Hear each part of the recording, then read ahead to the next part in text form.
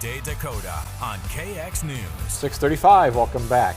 July 2nd was the half point of the year, so we're taking a look back at how the first half started out weather-wise, as well as maybe what the rest of the year will look like for us. And in this week's Weather-Wise, meteorologist Stone Schaefer goes through some of those temperatures and precipitation stats for us. Stone?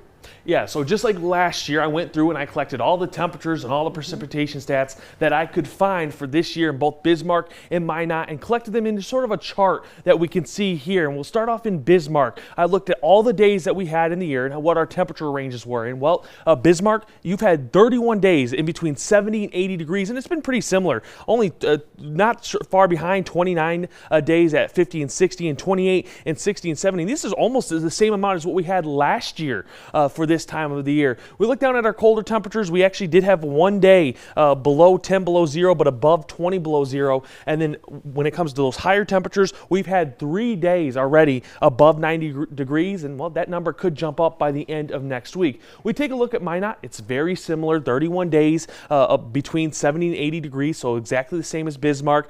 There's a little bit of a difference, especially down to the colder end, a few more days. In Minot, you've had 3 days this year so far between 10 and 20 below zero, actually 2 days between 0 and 10 below zero. And then in Minot, they've not had a single day that you've been above 90 yet. And again, that could also change as we head into next week. We talk about averages for the year in Bismarck to start off.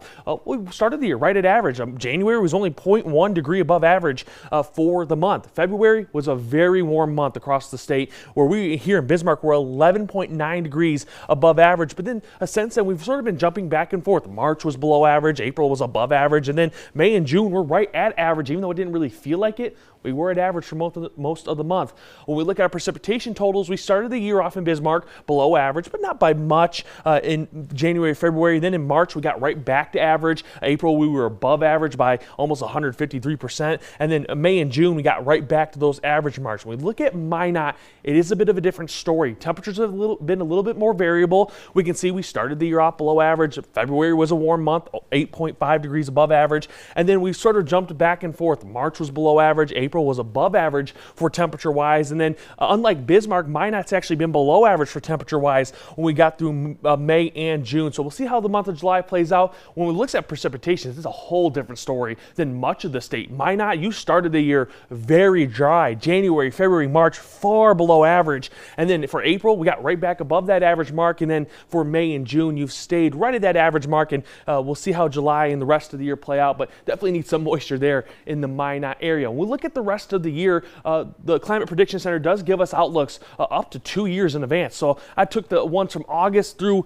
December. What we see is from August through about November, they do predict that we will be warmer than average. We have confident levels there. But when we look at October through December, it does show equal chances of being a colder or warmer. We'll have to see. It's all going to be determined on how our La Nina or El Nino set up for the rest of the year. When we take a look at our precipitation outlook for the next few months into the winter and next year, we can see we do look to start the fall into summer drier than average, but then get equal chances of being a wetter or drier for the end of the year. And again, this is all going to be determined by how our La Nina or El Nino do set up for the rest of the year. So remember, you can always send in your questions so I can answer them here weekly on WeatherWise. And you can do so by heading over to our website at kxnet.com. Click on Weather, then WeatherWise. And there you'll see a link that lets you submit your question.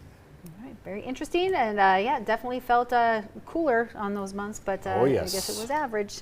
There's still plenty ahead on Good Day Dakota, including